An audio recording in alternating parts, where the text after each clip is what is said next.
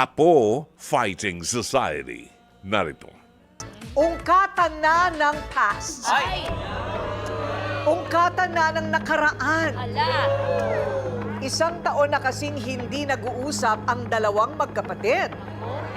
Heto kasing isa ng magipit sa ex ng ate niya lumapit. Mali! Mali! Ang tanong naman ni ate, abay bakit? Kaya nga. Teka, ibig sabihin, nagkasira ang magkapatid ng dahil sa isang lalaki? O sabi naman ng kanilang lola, matanda na siya, wish niyang magkaayos na ang dalawa niyang apo na ngayon ay tila miyembro ng Apo o Apo Fighting Society. Nag-away po sila dahil po doon sa chat. Nangihingi si Eliza ng pera doon sa ni Casey, sa ex. Ngayon, walang 2 taon na hindi sila nagbabate. Eliza, ayusin nyo na to. Itigil mo na yung kakachat mo.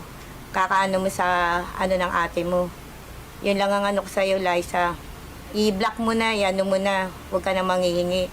Ikaw naman, Casey, huwag ka nang makikinig sa mga marites, sa mga mga parating-parating sa'yo. Kaya ikaw, Mama Nida, huwag ka nang makikialam sa problema namin. Huwag mo na pakialaman ng mga anak ko. Kaya kong aregluhin to, kaya kong ayusin to. Lola Nida, kapag nag-away si Liza at saka si Casey, huwag ka na masyadong maepal. Hindi yung aawat ka para para masaktan lang. Hayaan mo sila, may kanya-kanya na silang buhay eh. Liza, Casey, magbati na kayo kasi nahihirapan si Mama. Konti problema lang naman yun, ayusin nyo ng magkapatid. Sa pa, wala namang kwenta yung pinagawayan nyo eh. Liza, Casey, parang awa nyo na. Alang-alang man lang sa akin na lola nyo. Magkabati na kayo. Tigilan nyo na yung pagbabangayan, pagkakasakitan nyo dahil lang sa isang lalaki na wala namang kakwenta-kwenta, wala namang hanap buhay. Hindi namang kaganda lalaki yata yun. Para nyo ng awa, para sa Pasko masaya tayo. Makikita nyo, mas masaya ang pamilya kaysa sa lalaki. At ito na po ang dalawang apo na magkaaway, pero dahil sa pagmamahal sa kanila, si Lola ang affected na affected. Lola Nida, humarap ka na.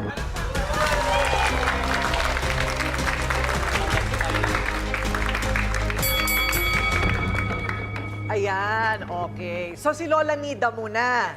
Okay, Lola, the floor is yours. Ibig sabihin, kayo na po ang magsabi. Ano ba ang problema?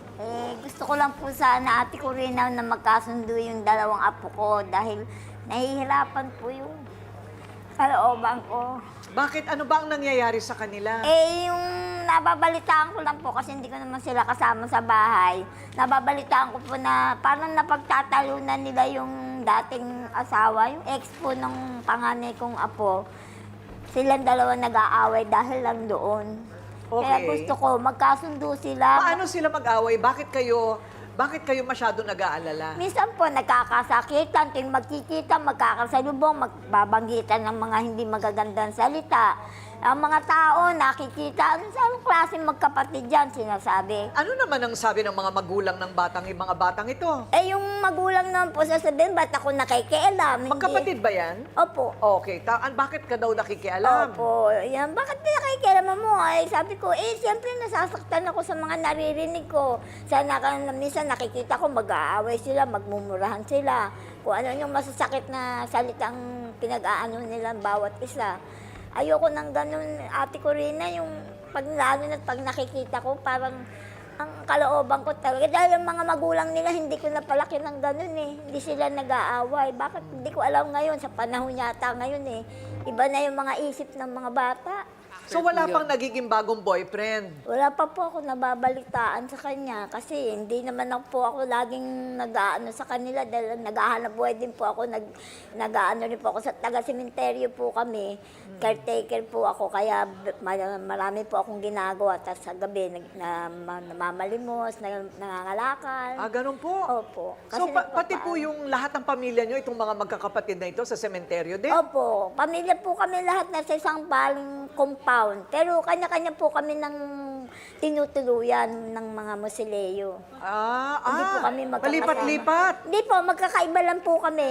May paalam naman kayo sa may-ari ng Musileo. Opo, meron po kaming authorization na ginagawa po. May ganun pala, basta't aalagaan nyo lang Musileo. Opo. Ikinasasama ng loob ninyo naapektuhan na yung inyong kalusugan? Opo, yung pag-iisip ko na bakit ganito sila, hanggang kailan sila, mawawala ba ako na ganyan pa rin sila, naiiwan ko. Gusto ko ba yung bago ako mawala eh? Hindi, pagbatiin nating pilit Yun itong nga dalawang po. ito, lalaki lang yan, ano? Kung yun lang talaga, ha? Opo, Kasi opo. baka may ibang mas malalim na pinaguhugutan. O eto na, yung dalawang inirereklamo ni Lola. Paghaharapan na rin sila dito from Bestie Sisters. Dati magkaibigan. Opo. Ngayon ay magkaaway na. Casey and Alisa, harapan na.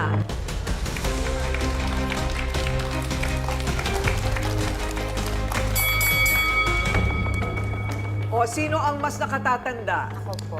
Okay, ilang taon ka na? 26 po. 26. Ikaw naman, Alisa? 24 po. 26, 24. Ayan. Dating magkasundo at sweet na sweet pa nga na magkapatid.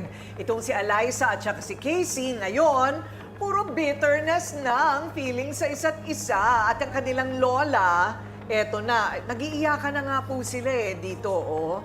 Si Nanay Nida, ayan, umiiyak na, oh. O, ito rin namang si nakatatanda, itong si Casey, naiiyak na rin. Casey, o bakit ka naman umiiyak? Kasi, Yung kapatid ko po kasi, parang yung hindi ko matanggap,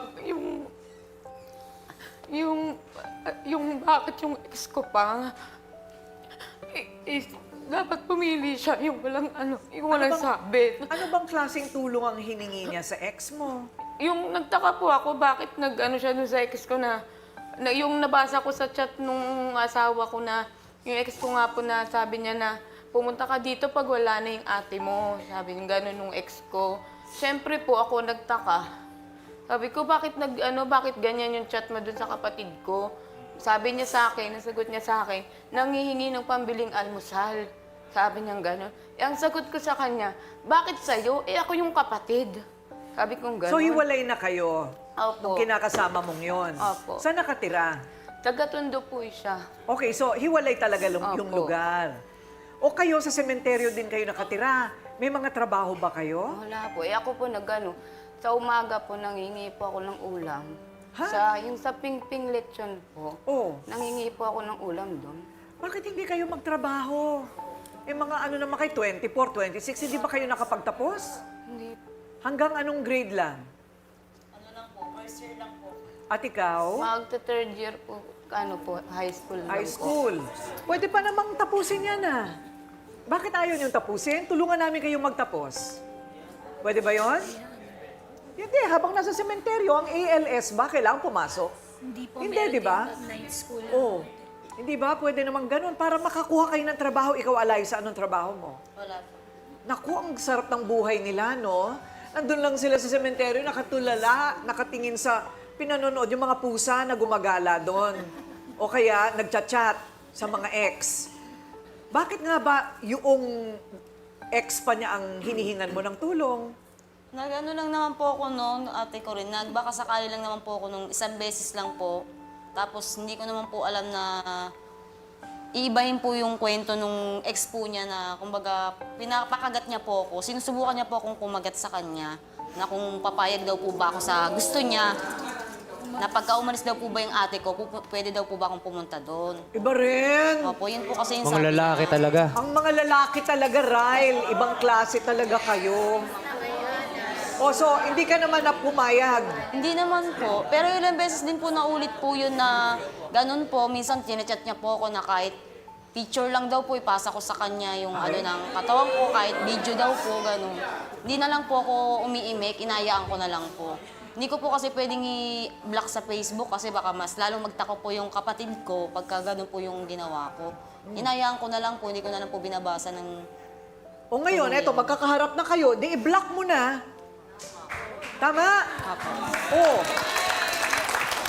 I-block mo wala namang binibigay na tulong sa'yo, hinihingan ka pa ng kalaswaan. Opo. Di ba? Yun lang naman siguro ang kinakagalit ni Casey. Tama ba ako, Casey? Opo. Kasi po, ganun po yung ano niya, pag wala po siyang pera, kung sino-sino po yung chat niya para magkaroon lang po siya ng pera. Minsan may susugod sa kanya, bakit chinat mo yung ganyan, yung asawa ng babae, susugurin siya. Ganun po yung problema sa kanya kasi kapatid po ako. Alam ko na po yung ugali niya, kaya nag-ano po ako sa ex ko na bakit sa'yo nag-chat, bakit hindi sa akin. Pinag-aawayan nyo, pogi ba? Hindi, sakto lang. Sakto lang. natawa si Casey. Alam mo, kung walang trabaho, walang kapogi-pogi sa akin yung ganun. Oo. Pag walang hanap buhay, masama pa ugali. Ay, True, naku. pinag-aaway pa kayong magkapatid. Oo. Pero nakikita mo na mali. Hindi mo ba nakikita na mali? Mali naman po, alam ko naman din po yun na ganun. Saan nahumantong yung galit ninyo sa isa't isa? Ano, nagsasabunutan daw kayo? Opo. Oh. Naku, paano ba yan? Hanggang kailan Kasi yan? po, 2 taon na kayo parang magkagalit? Parang hindi po ako kasi ginawa niya na po sa bunso namin. Kaya nagtaka ako bakit nagkaroon sila ng ugnayan ng aming dalawang mag-asawa, diba? Mga kwento mula sa sementeryo. Yes, episode 1. Agawan ng jowa. Agawan ng jowa, pinagkataon sa sementeryo nangyari.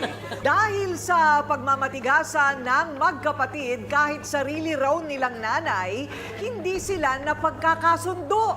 Nandito siya, hindi para maging kakampi, kundi dahil inirereklamo rin siya ni Lola Nida. Ako, ang dami na nila. Sofia, humarap ka na!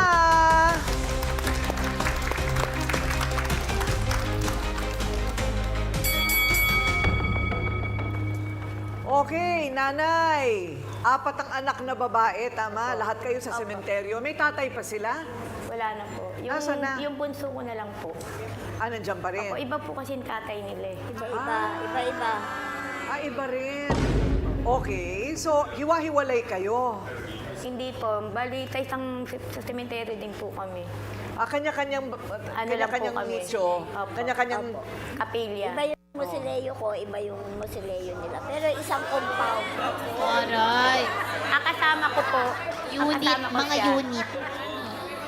iba-ibang unit. Opo. Yes, Bali, ang mga kasama unit. ko po sa bahay, yung bunso sa si Eliza. So, Lola, bakit ninyo nirereklamo rin yung nanay nila, si Kasi Sofia? nga po, hindi ko maintindihan bakit hindi niya mapagkasundo yung mga anak niya. Samantalang siya ang kasama dun sa bahay. Anong sagot? Eh, wala daw po akong pakialam. Dahil hindi naman daw po ako ang kasama, hindi naman daw po ako ang nagpalaki. Hindi niya alam kung gaano kasakit sa akin. Dahil sila magkakapatid, 3 lang sila, hindi sila nag-away kahit minsan. Bakit nga ba hindi mo sila pagbatiin? Pinagbabati ko nga po, nag-birthday po ako ng May 6. Hiniling ko mag-abati po yung mga anak ko. Ayaw po talaga eh. Tapos nagpasko kami lang. Iwa-iwalay kami. Hindi kami magkakasama. Eh, kasi Kahit ano pong gawin magkakagalit. ko eh, wala po eh. Nagagalit lang po ako sa mama ko. Pinaano ko po, kaya kong ayusin to. Kasi kahit kailan hindi po ako humingi ng tulong sa mama ko. Hindi ako Eh, iba pabigat. yun. Hindi ako nagpapahirap sa mama ko, katulad ng mga kapatid ko. Hindi ako nagpapaalaga ng anak. Munti mo apo ko sa tuhod, hindi ko po pinapaalaga sa kanya. Dapat lang. Sinasarili ko po. Kahit naghihirap, nangangalakal po ako, namumulit ng ano, kinakaya Hanap ko. buhay Pero hindi ako namin lahat pabigat sa sa mama lakad, ko. ma'am. Magkano kinikita niyan sa isang araw? So, iniipon ko po yung mga napupulot kong bote, mineral. Buwanan po ako magbenta. Nabebenta ko po ng 400, 500. Tuwan-tuwa na yung mga apo ko. Mga anak po nila. Anak po nila Ano, nakikinabang. 400, 500 lang sa isang buwan? Opo. Ang kinikita mo? Opo. Yes, Kasi ang kilo po, Mababa 10, 15. Oh. Yun ang maabot po ng Eh di 400. mas malaki pa ang kikitain ninyo kung magtatrabaho kayo sa barangay. Sana Hihingi nga- kayo ng trabaho sa barangay, mabibigyan kayo ng trabaho. Kaya nga po, yung mga anak ko po kasi hindi ko na kayang pag-aralin, kaya ganun lang po nana nila eh. Dahil wala po silang tatay eh. Oh. Hindi ba kung ano nakikita sa mga magulang, yun din ang ginagawa ng mga bata. Walang pangarap. May totoo yan. Pero po ako, ate ko rin, gusto ko po, kahit isa man lang sa kanila, lalo na yung bunso kung may asawa na rin, may anak po. Bali wala na pong asawa na anakan lang. Gusto ko po makapagtapos kasi ano na po siya, 4th year, high school. Tapusin na niya. Yun po, inaano po ng anak Hindi, ko. tsaka itong dalawang ito pwede pang Pero humabol. nagtatrabaho po yung anak ko sa Main Good News sa UST po. May trabaho. Sa labas po. Nagtatrabaho po para binubuhay niya po ako, saka yung anak niya, saka mga pamangkin niya, mga anak ng anak. Bali, ilan kayo lahat? Kung lahat ng anak nyo magsasama-sama, tapos pati yung mga apo, ganyan. Ilan ang anak mo? 5. Ikaw, Kasi po, isa, apo ko po, apo dalawa. niya sa tuhod sa akin. 10 na po apo ko. Bali, 30 na po yung mga apo ko. 10 na po apo ko eh. So kung tutulungan ba namin kayo, magbabago kayo ng maglandas ng buhay? Sana nga, Lo. Ha? Gagawin ba ninyo? O nakahayahay pa rin kayo doon nagpapabuntis? Siyempre. Hindi na po. Ha? Siguro dapat talaga patali ka na. Tutulungan ka namin sa barangay. Kasi madagdagan na naman yan. Ang bata mo pa. So, 30 mahigit ang mga apo. Parang gusto ko mahimatay dito. Paano? Pagtutulong-tulungan natin itong mga batang ito, dapat lahat yan nag-aaral. Ay, Dr. Love, sinong dapat magpakumbaba sa kanila? Kasi kung minsan sasabihin nung nakatatanda, hindi, ako nakatatanda, ikaw lumapit sa akin. Not necessarily, Not di ba? necessarily. Kailangan talaga yung manggaling sa kalooban natin. At napakahirap magpakumbaba. Kasi ang kalaban mo dyan yung sarili mo. No?